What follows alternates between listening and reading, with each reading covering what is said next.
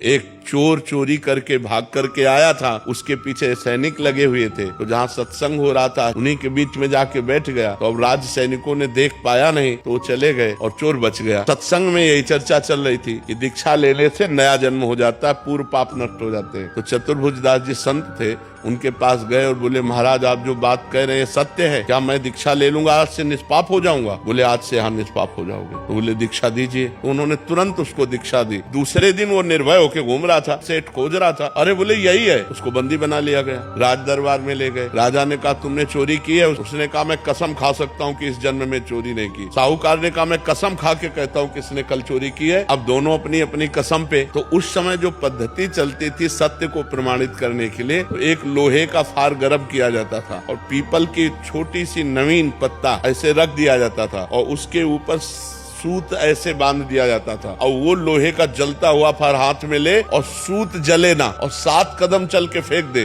वो सत्य माना जाता था। तो ऐसा ही चोर के साथ किया गया। जे ही पूरी पद्धति करके ऐसे फार और 7 कदम चला, फेंक दिया, बिल्कुल सूत ज्यों का त्यों। अब तो राजा ने सेठ को कहा ऐसे फांसी दो। जब उसकी फांसी की बात कहते बोले सरकार नहीं वो भी सही है। बोले कहानी ये है कि हमने कल चोरी की थी लेकिन फिर हमने दीक्षा ले ली, तो दीक्षा से नया जन्म हो जाता है, इसलिए मैंने इस जन्म में चोरी नहीं की। इस बात से वो राजा बड़े